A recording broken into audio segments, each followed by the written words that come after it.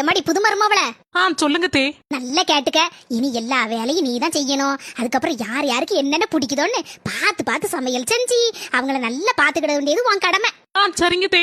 பாத்திரத்தை கழுவிரு, துணியை வாஷிங் மிஷின்ல போட்டுறாதம்மா, அழுக்கா இருக்கும் பாத்துக்க. அதனால கையாலே நல்ல பிரஷ் போட்டு துவைச்சிரேன்னுமா. சரிங்க தே. அதுக்கப்புறம் மறந்துட்டேனே, நல்ல சுருக்குன்னு மீன் குழம்பு வச்சு மீன் பொரிச்சிரேன்னுமா. சரிங்க தே. ஒரு வழியா புது மருமோ தலையில எல்லாத்தையும் கெட்டியாச்சு. என் முவை என் காலையில இருந்தே போன் பண்ணல, என்ன ஏதுன்னு போன் பண்ணி கேப்போம். மக்களை ஏமா காலையில இருந்து போன் அடிக்கல? இவ்வளவு நேரம் வீட்டுல ஒரே வேலைம்மா, அதான் போன் பண்ண முடியல. கல்யாணம் முடிச்சு போகும்போதே உன்ட்ட நான் என்ன சொல்லிவிட்டேன்? ஒரு வேலையை பார்க்கணும்னு சொன்னோம்ல, எல்லா வேலையும் இழுத்து போட்டுட்டு செஞ்சிட்டு இருக்கியா? உனக்கும் உன் புருஷனுக்கு மட்டும் சோத்த பங்கு துணியை துவை. அதை விட்டுட்டு மாமியாக்காரி கீமியாக்காரி நாத்தனாக்காரி கீத்தனாக்காரின்னு எவளுக்காவது எதையாவது செய்து கொடுத்த அதுக்கப்புறம் உனக்கு இருக்கு.